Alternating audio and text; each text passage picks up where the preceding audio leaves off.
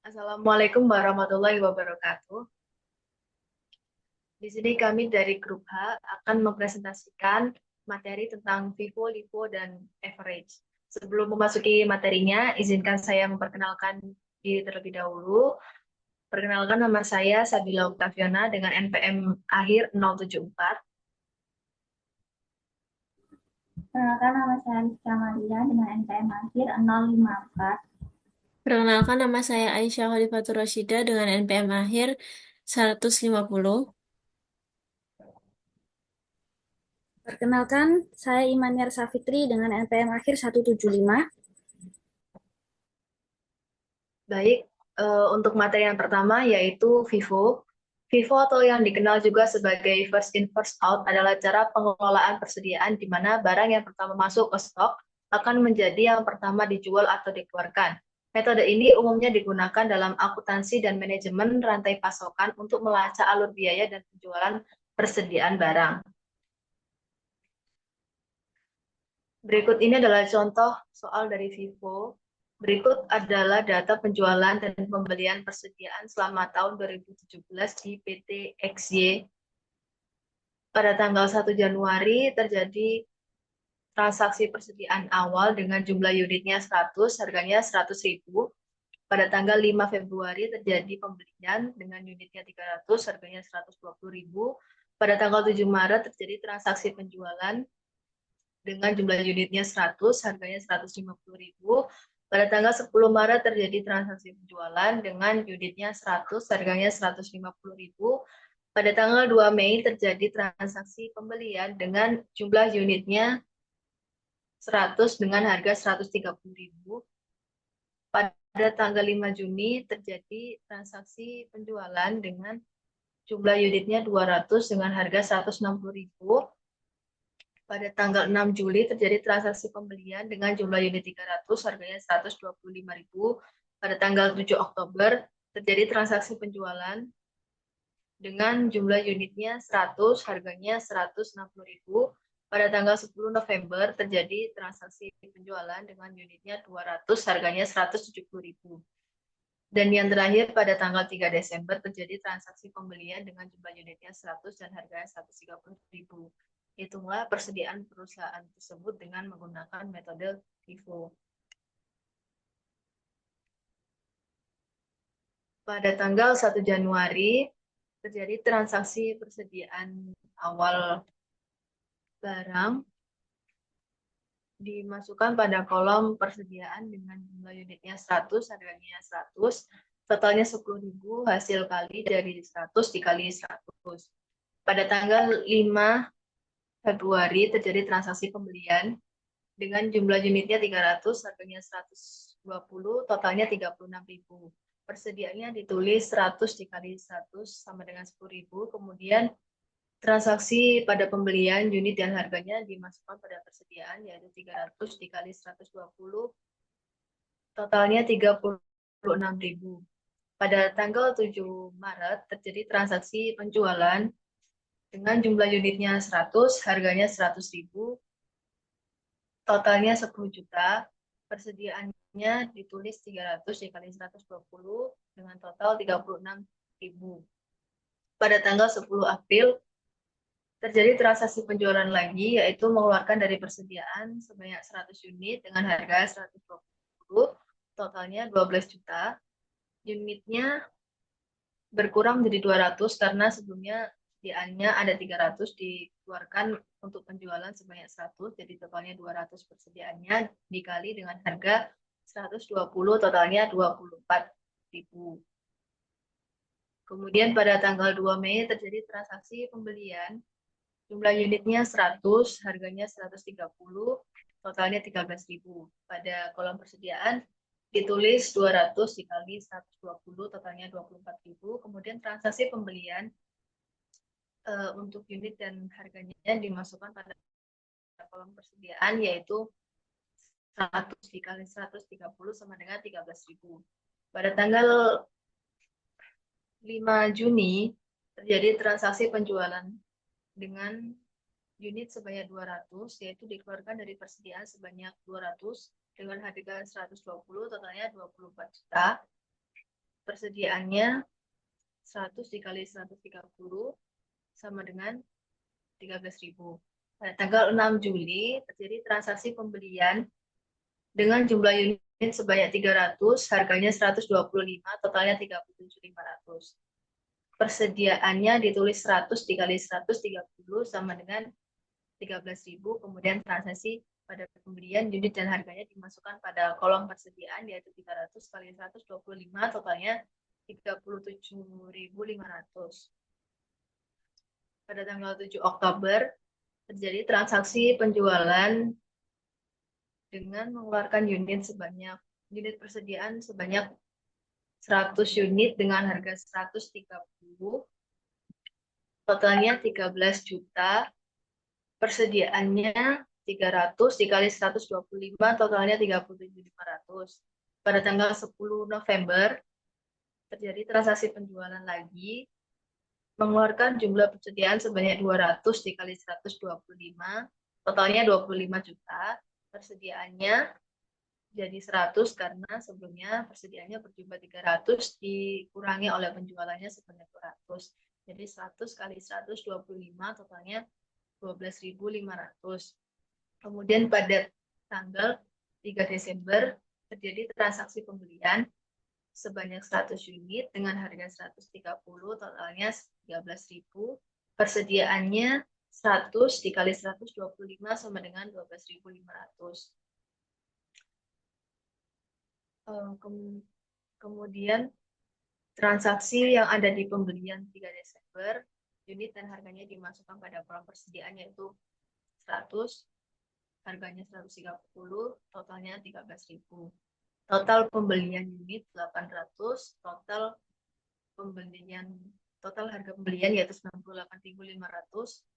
HPP total unit 700, total harga HPP 84 juta. Total unit persediaannya 200, total persediaannya 25.500.000.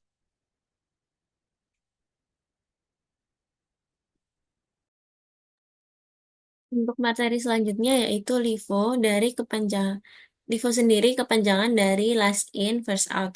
Jadi LIFO ini merupakan salah satu metode pencatatan persediaan yang dilakukan oleh perusahaan dengan cara barang yang masuk diproduksi ataupun dibeli paling akhir, maka barang tersebut yang akan dikeluarkan atau dijual terlebih dahulu.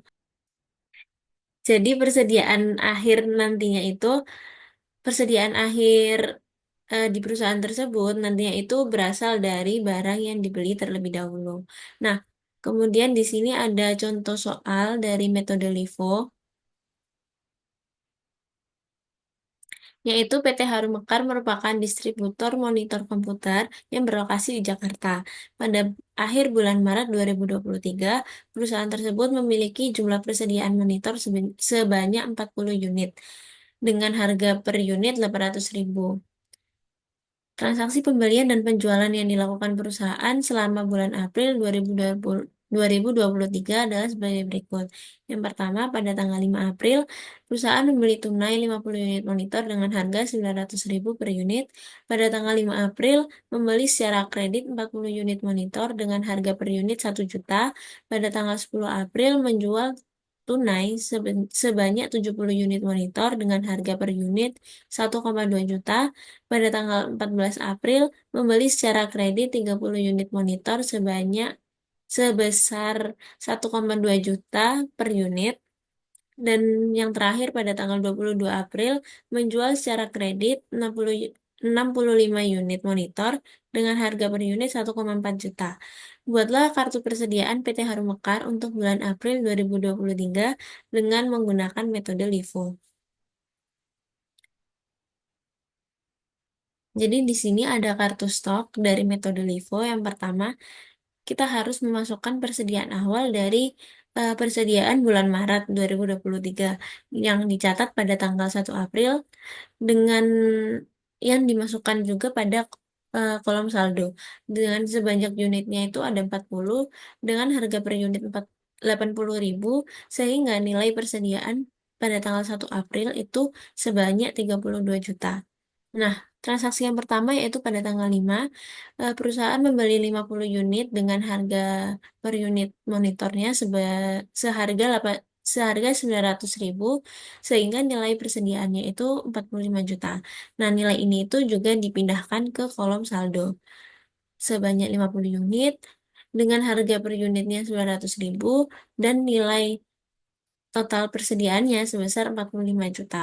Kemudian pada tanggal 8 April, persediaan membeli monitor secara kredit sebanyak 40 unit dengan harga per unit 1 juta, sehingga nilai persediaannya itu 40 juta. Nah, nilai ini juga dimasukkan ke kolom saldo sesuai dengan unit yang dibeli, yaitu ada 40 unit dengan harga per unit 1 juta dan nilai per unitnya 40 juta. Ya, 40 juta. Kemudian pada tanggal 10 April, perusahaan menjual monitor sebanyak 70 unit. Nah, ini kan pada pembelian yang paling akhir itu hanya 40. Nah, caranya itu kita bagi dua, yaitu 40-nya itu kita ambil dari pembelian yang paling terakhir dan sisanya yaitu 30 diambil dari pembelian sebelum tanggal 8 yaitu tanggal 5. Nah, yang 40 unit itu kita pakai harga per unitnya 1 juta sehingga BPP-nya itu 40 juta. Kemudian sisanya 30 unit itu kita pakai harga per unitnya 900.000 sehingga total BPP-nya ada 20 juta. 27 juta. Sehingga ada total unit yang dijual itu ada 70 unit dengan total BPP-nya 67 juta.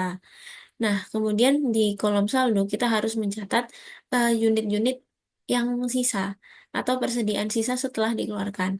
Yaitu yang pertama itu ada 40 unit dengan harga 800.000 dengan total nilai persediaan 32 juta itu didapatkan dari persediaan awal Maret atau yang pada tanggal 1 April. Nah, kemudian ada saldo 20 unit dengan harga per unit 900.000 dengan nilai persediaan 18 juta itu didapat dari pembelian unit yang pada tanggal 5 April. Nah, tetapi kan tadi sudah dipakai 30 unit sehingga sisanya itu hanya 20 unit. Nah, kemudian pada tanggal 14 April dibeli monitor lagi sebanyak 30 unit dengan harga per unit 1,2 juta sehingga totalnya itu ada 36 juta. Nah, nilai ini itu juga kita harus pindahkan ke kolom saldo sebanyak 30 unit dengan harga per unitnya 1,2 juta dan nilai persediaan 36 juta. Nah, kita harus menjumlahkan eh, barang-barang yang ada di kolom saldo. Yang pertama ada 40 unit dengan harga per unitnya 800.000 sehingga nilai persediaannya 32 juta. Kemudian ada 20 unit dengan harga per unitnya 900.000 sehingga nilai persediaannya 18 juta. Dan yang terakhir yang paling baru itu 30 unit dengan harga per unit itu 1,2 juta dan nilai persediaannya 36 juta. Sehingga total persediaan perusahaannya pada tanggal 14 April itu ada 90 unit dan dengan nilai persediaan 86 juta. Kemudian yang terakhir pada tanggal 22 April perusahaan menjual sebanyak 65 unit monitor. Nah, caranya itu kita mencatatnya dibagi lagi seperti yang pada tanggal 10. Yang pertama kita ambil dengan unit yang dibeli paling akhir yaitu yang dibeli pada tanggal 14 sebanyak 30 unit. Dengan harga per unitnya itu 1,2 juta dan totalnya 36 juta. Kemudian kita ambil lagi dari sisa persediaan yang dibeli pada tanggal 5, yaitu 20 unit dengan harga per unitnya itu 900.000 dan total BPP-nya itu 18 juta. Nah, karena setelah di total itu masih 50 unit, jadi kita kurang 15 unit. 15 unit ini kita ambil dari persediaan pada tanggal 1 April. Yaitu dengan harga per unitnya 800.000 dan total BPP-nya 12 juta. Sehingga total unit yang dijual pada tanggal 22 April itu ada 65 unit dan total BPP-nya 66 juta. Sehingga saldo akhir atau persediaan akhir perusahaan tersebut pada akhir bulan April itu ada 25 unit dengan harga per unitnya 800.000 dan total nilai persediaan akhirnya 20 juta. Next.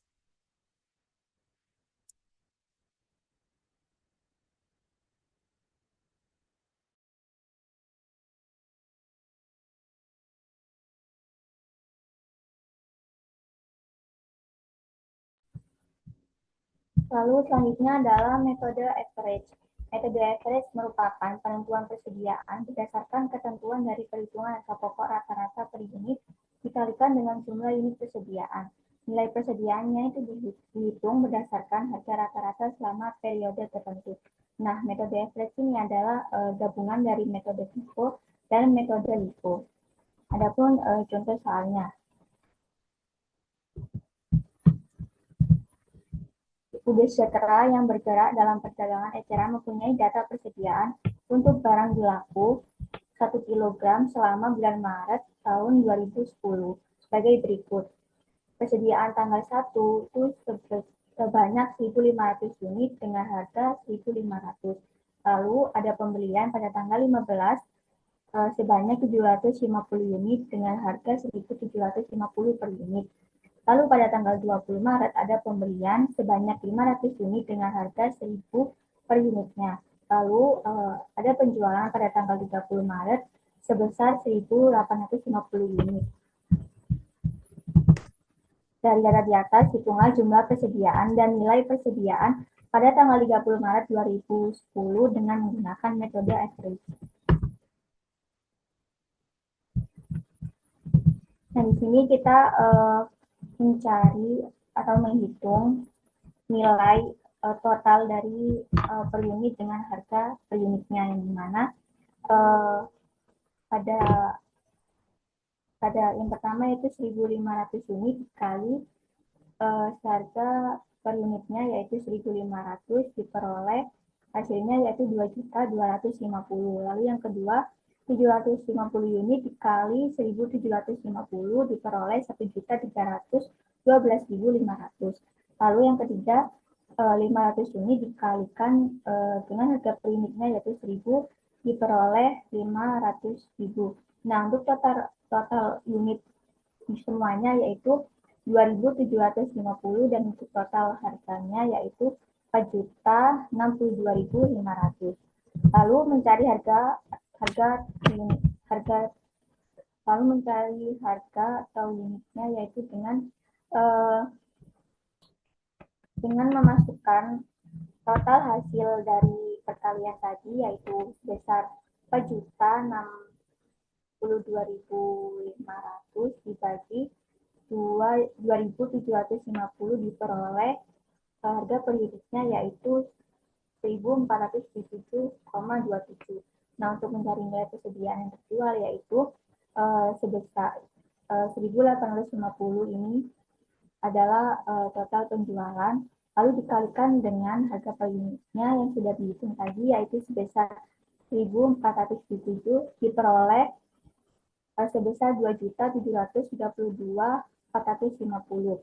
Nah, untuk jumlah persediaan di tanggal 30 Maret yaitu dengan mengurangi 2.750 dikurangi penjualan sebanyak 1.850 diperoleh 900 unit. Nah, untuk nilai persediaan pada tanggal 30 Maret yaitu dengan mengalikan 900 unit dikali 1.477 dan diperoleh 1.329.300. Jadi jumlah barang yang tersisa dengan metode average sebesar 900 unit dengan nilai persediaan sebesar 1.329.300. Selanjutnya yaitu metode yang tidak diperbolehkan dalam IFRS adalah metode LIFO. Jadi mengapa LIFO tidak diperbolehkan? Terdapat dua alasan, yaitu yang pertama, LIFO menyebabkan nilai persediaan dalam laporan keuangan mungkin tidak mencerminkan harga terbaru. Jadi LIFO ini kan kepanjangan dari last in, first out. Berarti barang yang terakhir dibeli akan dijual lebih dulu. Sehingga barang yang masih tersisa dalam persediaan adalah barang yang dibeli lebih lama. Dalam kondisi inflasi, ini menyebabkan nilai persediaan akhir dalam laporan keuangan tidak mencerminkan harga terbaru. Lalu yang kedua, IFRS mengharuskan laporan keuangan mencerminkan nilai wajar atau nilai yang mendekati kondisi pasar saat ini. Karena LIFO membuat persediaan akhir dalam laporan keuangan jauh dari harga pasar terkini, maka IFRS tidak memperbolehkan penggunaan LIFO. Sehingga FIFO atau metode rata-rata average lebih disarankan. Sekian dari kelompok kami. Mohon maaf bila ada salah kata. Assalamualaikum warahmatullahi wabarakatuh.